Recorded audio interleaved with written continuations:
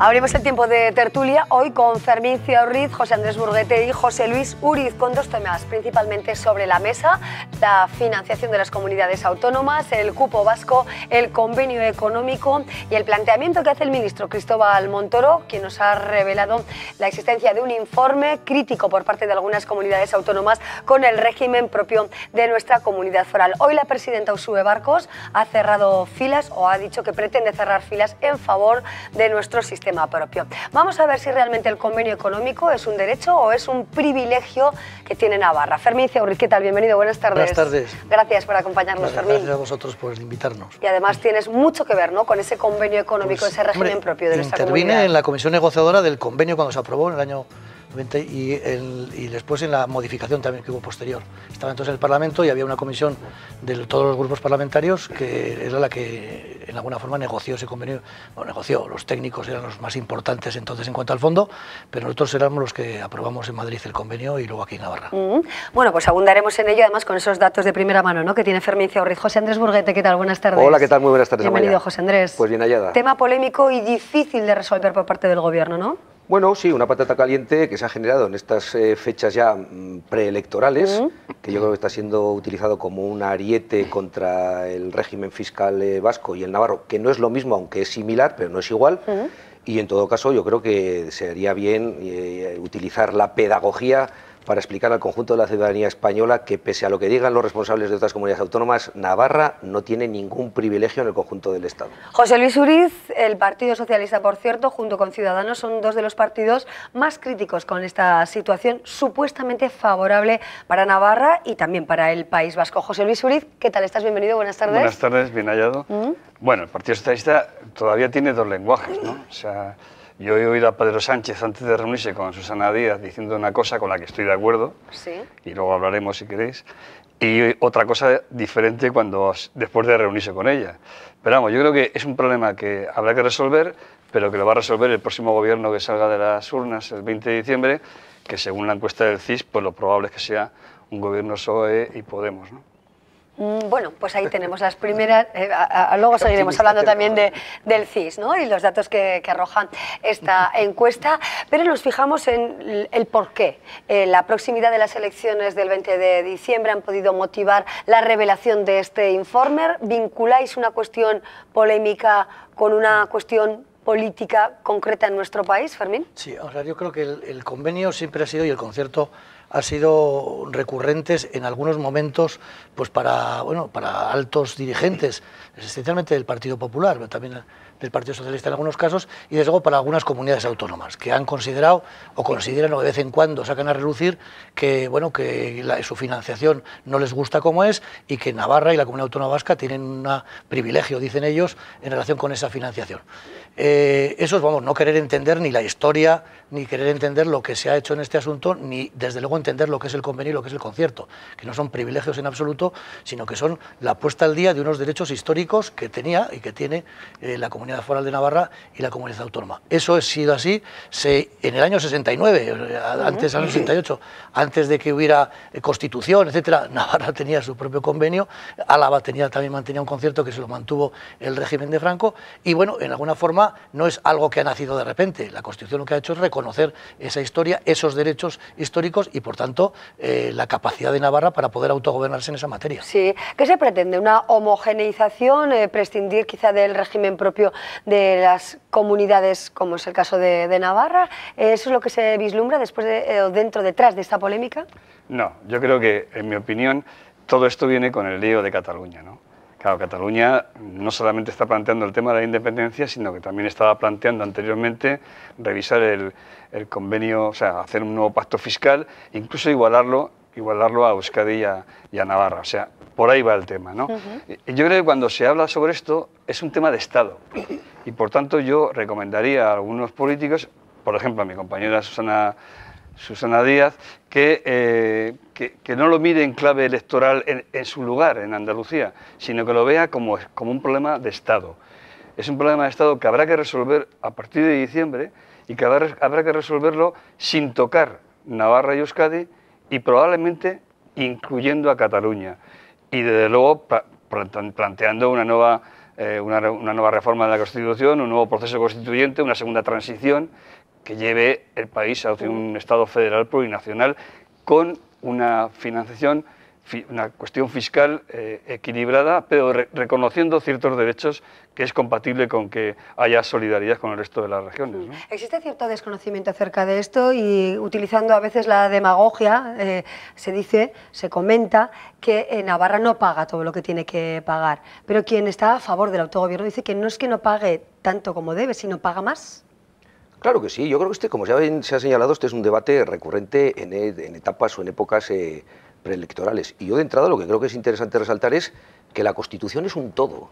Y la Constitución española, a la que nos enganchamos todos los constitucionalistas... Que se puede cambiar. Se respetan y se amparan los derechos históricos forales.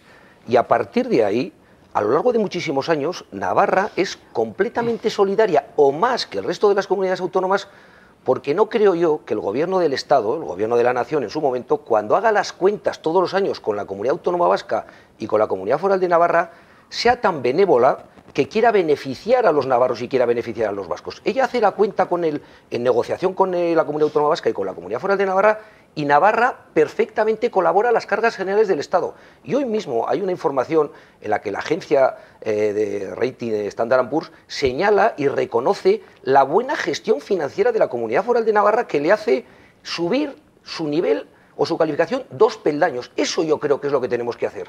Señalar que Navarra gestiona bien sus recursos, que no tenemos una presión fiscal inferior a la media que tiene el conjunto del Estado y que nosotros, claro que colaboramos a las cargas generales del Estado, incluso en algunas ocasiones y en algunas materias, por doble imposición. Por tanto, yo creo que este es un debate recurrente, facilón, de trazo grueso, y que el resto de las comunidades autónomas, y atención, independientemente de cuál sea su signo o su sesgo político, me da igual que sean del Partido Popular o del Partido Socialista, señalan que ellos están mal porque otros, la Comunidad Autónoma Vasca y la Comunidad Foral de Navarra, son insolidarios. Eso es falso y hay que hacer mucha pedagogía en el conjunto del Estado para señalar que Navarra, por lo menos, no es insolidaria ni tiene una presión fiscal menor que el resto de las comunidades autónomas. ¿No genera desequilibrios, entonces? Pero hay una cosa que yo creo que... Porque hay un mensaje que lanzan equívoco diciendo tenemos que ir a un país de iguales, ¿no? Es que no es así. Es que ya no somos un país de iguales. Porque, por ejemplo, la renta básica, pues depende de en qué lugar estés, o las ayudas a los inmigrantes en el aspecto sanitario, o el tema de la dependencia, o sea que no hay una igualdad. En Andalucía tienen un sistema diferente, y Susana Díaz dice eso cuando ignora que en Andalucía tienen un sistema diferente al que pueda tener, por ejemplo, Navarra. O sea que ese mensaje es erróneo, es falso.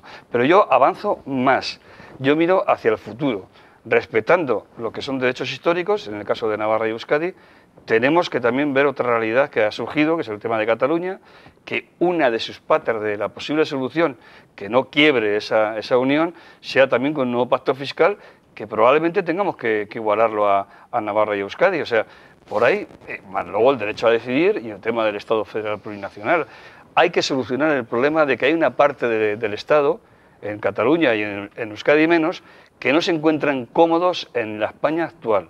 Y hay que adaptar la España actual a partir del 20 de diciembre para que se encuentren cómodos. Sí, pero es lo mismo, estamos hablando de cuestiones de tipo ideológico, de sentimiento nacionalista o no, o patriótico español, o nacionalista catalán, o vasco, por ejemplo, que todo lo que concierne al sistema fiscal, a lo que tributamos, a lo que pagamos, a lo que nos da el Estado y lo que aportamos desde las comunidades, son debates que se acercan o que nada tienen que ver. Bueno, ya tenemos la caja común de la seguridad social, eso no varía. Tienen algo que ver, pero tampoco yo creo, como dice José Luis, yo creo que, bueno, una prueba es que cuando se estableció el sistema de financiación inicial en el Estatuto de Cataluña, se ofreció a los catalanes tener la posibilidad de un concierto parecido al que teníamos en Navarra o la Comunidad Autónoma, y no se quiso entonces. Es decir, sí, no se quiso entonces y se pensó que era otra, porque claro, el que tiene el concierto, como es el caso el que tiene el convenio, como es el caso de Navarra, pues lo que tiene que hacer también tiene esa parte segunda de que tiene que poner los impuestos, tiene que cobrarlos y en alguna forma mejor margen de eficacia en todos esos temas es lo que le va a dar más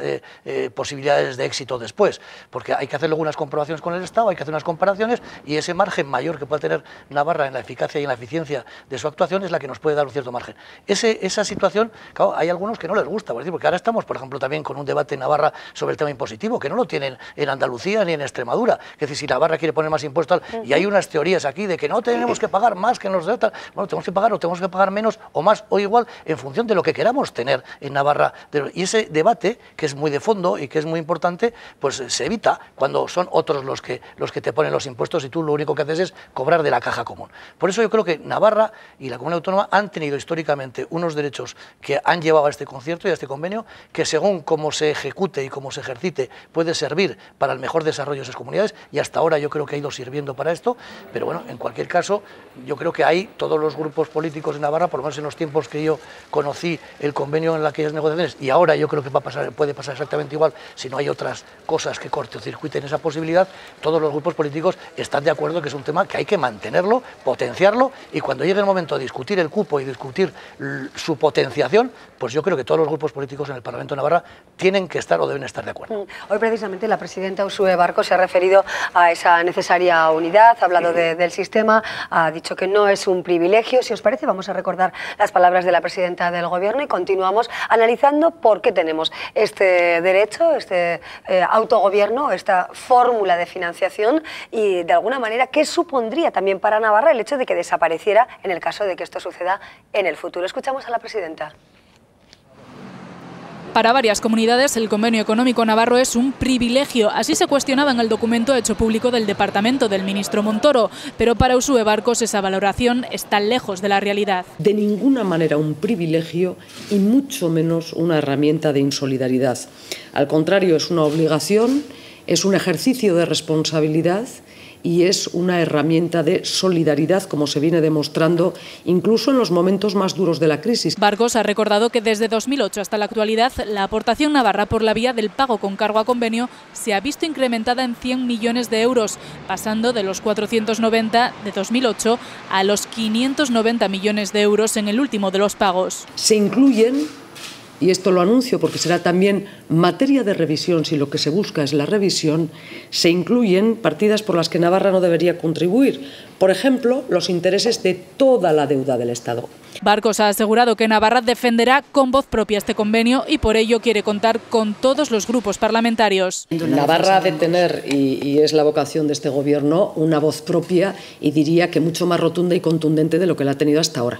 Es mi deber el de, primero, tratar de encontrar la mayor fuerza posible y hacerlo además en la Cámara en la que está representada la soberanía popular, en el Parlamento foral, por lo tanto, encontrar, como digo, la mayor de los apoyos a una posición de defensa del convenio. Y la presidenta ha asegurado que esta situación tiene lugar en un tiempo de descuento electoral. Es absolutamente alejada de la realidad, lo señalaba anteriormente, tanto por el concepto que se tiene de una herramienta nuestra como es el convenio y finalmente un acuerdo con el Estado, sino además por la equivocación en cifras. Mañana pues Uxue Barcos tiene previsto reunirse con todos los portavoces de los diferentes grupos parlamentarios para llegar a un acuerdo de la defensa del convenio económico navarro. La presidenta que reclama mayor contundencia, si cabe, a los partidos presentes en la comunidad. Hoy también los representantes de todos los partidos han hecho referencia a la necesidad de apoyar esta idea, este planteamiento. Si os parece, vamos a escuchar a las diferentes fuerzas presentes en el Parlamento y luego seguimos.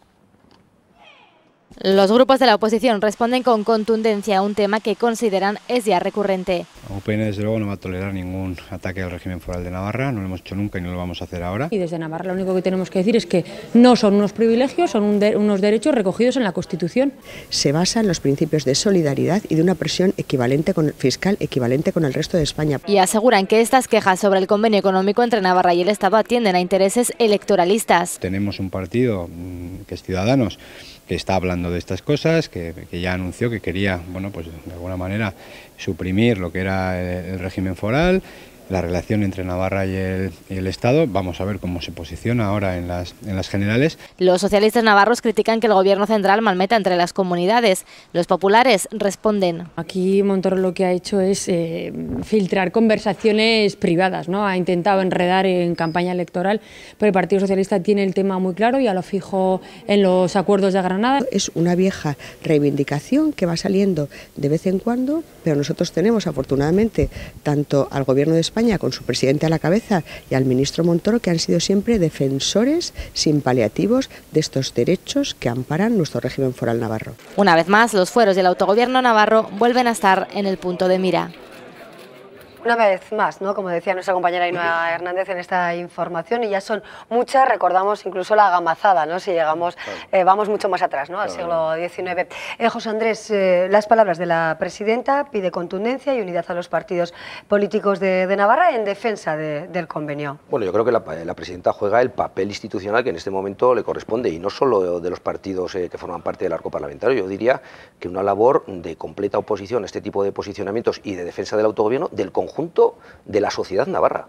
Evidentemente, este es un tema recurrente que yo creo que solo está guiado por burdos intereses políticos y electorales, pero a partir de aquí yo creo que es verdad que la reforma de la Constitución es algo que está pendiente en este marco político, y a mí yo no vislumbro que el régimen fiscal de la Comunidad Autónoma Vasca, o por hablar de la Comunidad Foral de Navarra, vaya a dejarse sin efecto. Yo eso no lo vislumbro de ninguna manera, e incluso yo creo que Navarra no se opondría a que otras comunidades autónomas tengan otra financiación. Fermín ha señalado que esta cuestión en su momento a Cataluña ya se les ofreció, allá en los inicios de la transición, pero es más fácil que otros establezcan cuáles son los impuestos, que otros cobren los impuestos, y que el gobierno de turno de cada comunidad autónoma se beneficie de esa situación. Claro, esto tiene, las monedas, si son verdaderas, si no son falsas, tienen cara y cruz, y la cara es que tú te gestionas, pero la cruz es que también te tienes que poner delante de tus ciudadanos para decir cuál es el porcentaje impositivo que les vas a aplicar a cada ciudadano, y que por tanto van a tener que dejar de contar con ese dinero de su bolsillo.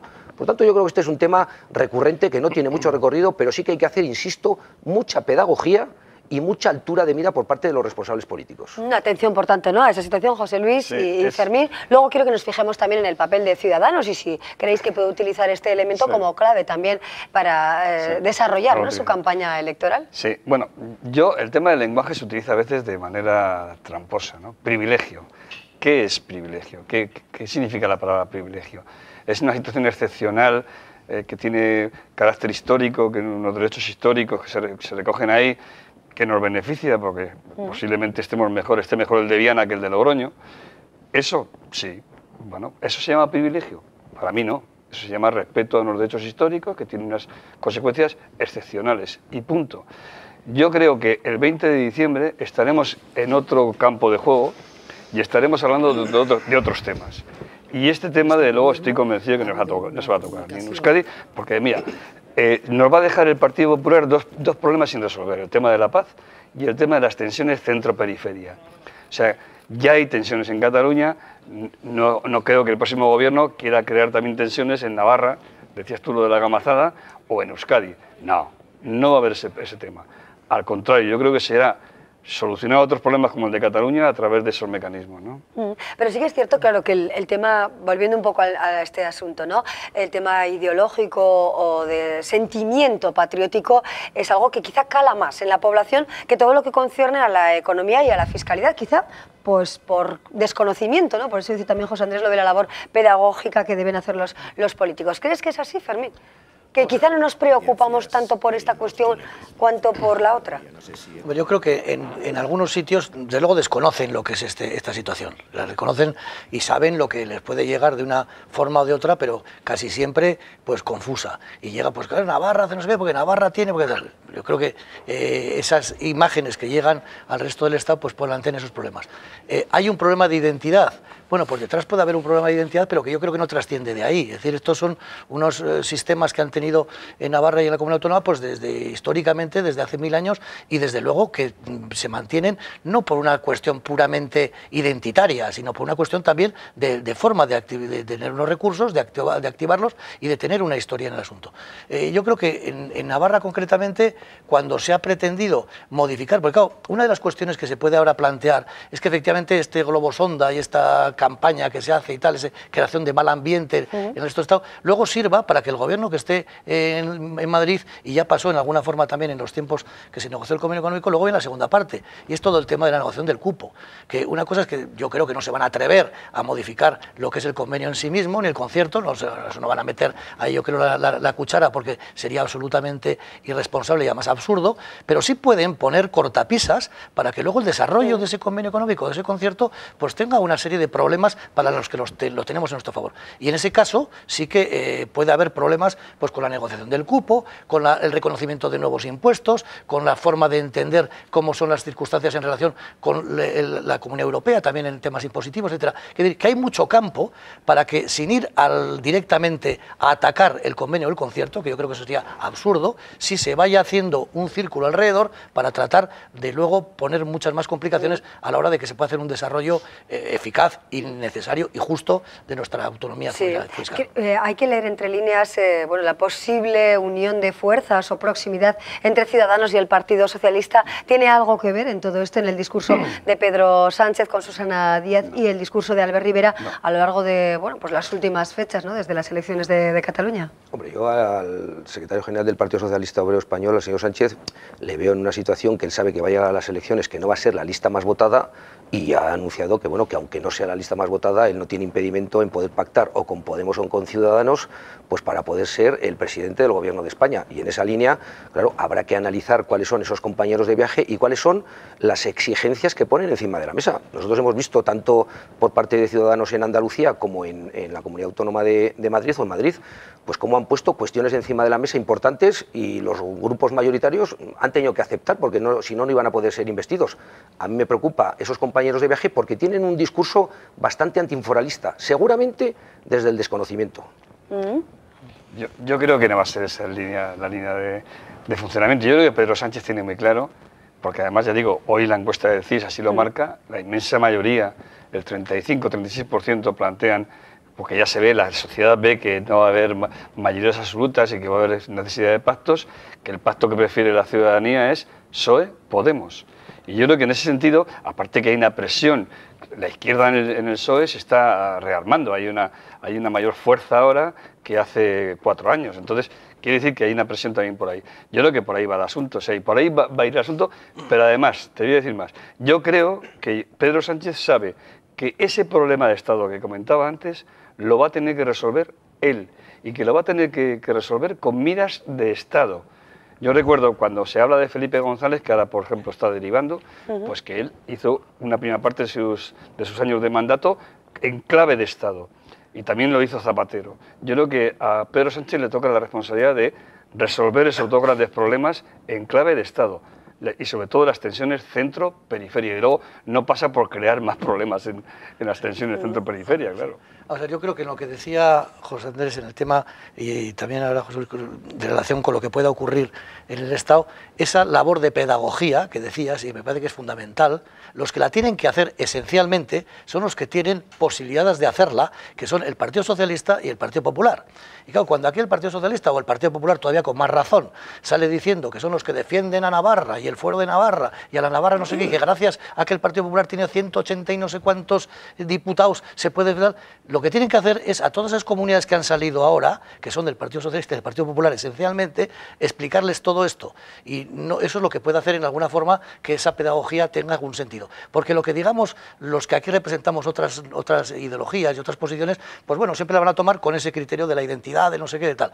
Esa es la labor que tienen que hacer. Y Ciudadanos ahí tiene una labor muy importante porque efectivamente su origen y su forma de plantear el asunto en relación sobre todo con lo que son el concierto del convenio más que el régimen foral en sí mismo, pues ha sido esa idea de igualar a las comunidades autónomas, de establecer. Y yo creo que ese tema que le supuso ya en su momento aquí perder mucha cancha, si sigue por esa vía, desde luego en Madrid será, si va a pactar al final con unos o con otros, será un elemento que ellos querrán poner encima de la mesa. Y a mí me parece que tanto el Partido Socialista como el Partido Popular tendrán que poner las peras al cuarto. ¿Pero has escuchado a Chimo Puig, por ejemplo, el de Valencia? No, sí, pero claro, o el de Extremadura. Sí, pero... No es el mismo mensaje el de Susana Díaz que el de Chimo Puig. Sí, pero no sé si... Claro.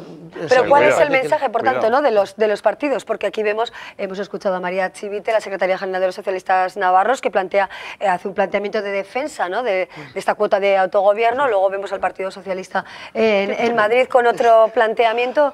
Es difícil, ¿no? Aquí hay mucho oportunismo y mucha estrategia. Claro, ¿cuál es la posición del Partido Socialista Obrero Español como Partido Socialista Obrero Español con respecto a este tema? Pues si es la que es, sus varones, los presidentes de las comunidades autónomas de ese partido, no pueden opinar algo distinto de lo que es la línea estratégica del Partido Socialista Obrero Español. Y con el Partido Popular ocurre lo mismo. ¿Cuál es la opinión del Partido Popular? ¿El del presidente de la Comunidad Autónoma de La Rioja o de la portavoz del Partido Popular en Navarra? Porque claro, no parece que sean la misma. ¿Has escuchado a Arantxa Por tanto, me parece que se está un poco al cortoplacismo del oportunismo de las declaraciones. Y en este sentido, yo insisto en la intervención inicial, estamos en precampaña electoral. Los partidos políticos, frente a la posibilidad de demostrar su incapacidad para poder gestionar correctamente los ingresos que tienen, bueno, pues echan balones fuera y dicen, bueno, nosotros estamos tan mal porque hay otras comunidades autónomas que están muy bien. Y eso es una falacia y es una mentira, total y absoluta, porque no se ajusta a la realidad. Muy brevemente, yo estuve en una reunión, en una comida, donde el señor Pérez Rubalcaba le decía a unos señores que había enfrente, que no voy a decir quiénes eran, ya se sabe, pero bueno, decía, hasta que no entendáis que el Partido Socialista es un partido de ámbito estatal y que lo que hagamos aquí afecta en Almería y nos quita votos y queremos ganar las elecciones, entonces vamos a esperar al 20 de diciembre y el 21 de diciembre hablamos. Bueno, veremos a ver cómo se resuelve toda esta situación polémica que vuelve a llevar a Navarra, bueno, al foco de atención nacional. Aquí, desde luego, en nuestra comunidad, preocupados por este tema y también por otro del que iremos hablando en próximas tertulias también a lo largo de los próximos días, ¿no? Como es todo lo que concierne a Volkswagen y a esos casi 4.000 empleados de la factoría de Landaven que de alguna manera podrían verse afectados por este escándalo de, bueno, pues de la firma ya a nivel internacional, ¿no? Si cabe, esta es una polémica que nos preocupa más porque tiene que ver más directamente con nuestra economía familiar, ¿no? Sin ser un debate extraordinariamente mediático, aunque tiene su gran trascendencia, eso sí que va a afectar al bolsillo del ciudadano real, no solo a los 4.000 trabajadores de la Volkswagen, sino al conjunto de la actividad económica de la Comunidad Foral de Navarra. Y con este escándalo, donde se está hablando incluso de cifras supermillonarias de 50.000 millones de euros de multa, a mí me da la sensación que frente a los 90.000 millones de euros que se iban a invertir, alguna afección, ojalá me equivoque, alguna afección va a tener en las futuras inversiones. Ojalá no le toque a la planta de SEAT en Martorell ni a la de la Volkswagen en Navarra, pero hay que estar muy atentos porque este tipo de movimientos tsunámicos, o sea, tan grandes, seguro que alguna afección nos tiene. Hay preocupación en la plantilla, está claro. Acaba de hacer unas declaraciones al nuevo presidente de Volkswagen diciendo que va a afectar, que se preparen para sufrimiento, he dicho algo así parecido. A mí, perdón, en este tema es de los temas que tú quisieras decir más de lo que puedes y debes decir, ¿no? Yo creo que aquí han cometido una barbaridad, han afectado al resto de la humanidad, porque esos gases no solamente afectan a los 4.000 trabajadores, sino a toda la humanidad, tienen que tener un castigo. Ahora bien, ¿qué tipo de castigo? Bueno, pues igual hay que obligarles a decirles, oiga, ustedes mantengan lo que tenían previsto en cuanto a inversiones, en cuanto a plantilla, y lo que tengan que hacer que sea a costa de sus beneficios en los próximos 20 años, o 30. O sea que realmente, ya sé que no hay mecanismos internacionales para obligarlo, porque al final lo que han hecho unos sinvergüenzas afectan efectivamente a los trabajadores y en este caso a Navarra, pero que tienen que pagar, tienen que pagar. Fermín. Sí, yo creo que hay dos afecciones, entre otras, ¿verdad?, pero dos muy importantes. Una es efectivamente si se van a materializar o no las inversiones que estaban ya previstas, que eso yo creo que, según se ha dicho, era muy importante para poder tener la planta de Navarra un futuro pues, halagüeño. Y por otra parte, algo que también puede afectar y es muy grave, y es que la imagen de la marca, su fama en el mundo, etcétera, va a salir muy trasquilada de este tema. Y eso va a suponer, evidentemente, ojalá no suponga, pero creo que supondrá pues una disminución de las ventas de este tipo de productos, y eso más tarde o más temprano también afectará aquí. O sea, ojalá todas las inversiones se hagan, ojalá todo eso, y ojalá, a ver si eso ya es más difícil, se pueda o no recuperar esta imagen de marca que hay, como decíais, pues es un tema que si no lo acabarán pagando los trabajadores directamente. Así es, que es desde luego lo que más nos preocupa aquí en Navarra, por supuesto la planta de Martorell, pero especialmente la planta de Landaven y casi 4.000 empleados directos, así como bueno, pues numerosos puestos de trabajo que genera la firma alemana en nuestra comunidad. Veremos a ver qué sucede y cuál es el nivel de sacrificio que anuncia el nuevo presidente de la compañía. De momento lo dejamos aquí. José Andrés Burguete, un placer como siempre, gracias por acompañarnos. Lo mismo digo, gracias. Un placer, José Luis Uriz, gracias también por tu compañía y tu análisis. Placer, y con dos amigos, pues mucho más. Claro. Mejor todavía, ¿no? Gracias, Fermín Uriz, como siempre, un placer. Bueno, vamos a terminar aquí nuestra tertulia, haremos una pausa y luego les contaremos otras historias del día.